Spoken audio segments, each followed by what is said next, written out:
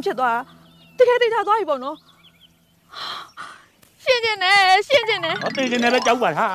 အခုတည်ပြီးသွားပြီလေရှင်းမရမှာပေါ့လို့ အေးဒါလည်းဟုတ်တာပဲနော်ဟဲ့ပါလေ ဟုတ်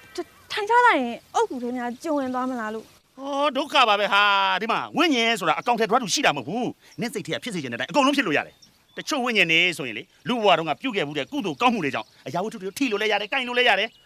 ဟိုလူလိုပြောရင်တော့ပါဝါရတယ်ပေါ့ဟာ ဟုတ်ဦးလေးဒါဆိုဝင်းညင်ဘဝကျွတ်အောင်ဘယ်လိုလုပ်ရမှာလဲ ငါလည်းမပြောတတ်ဘူး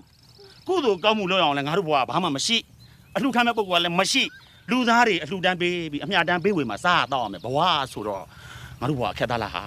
ဒီမှာငါကိုယ်တိုင်တောင်မကျွတ်မလို့ဖြစ်နေတာနှစ်ပေါင်း20ကျော်သွားပြီသိလား 30အောင်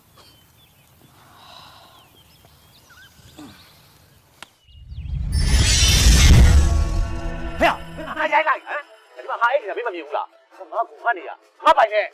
အိုးဘသူများလက်မှတ်တယ်မင်းကိုကွာ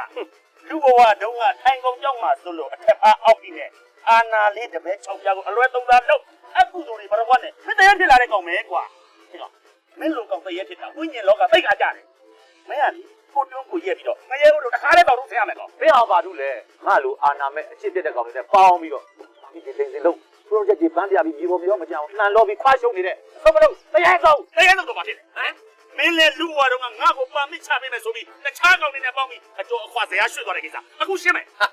မင်းလေဘီစကုတ်ပုံပုံထဲမှာရွှေချောင်းနေအစား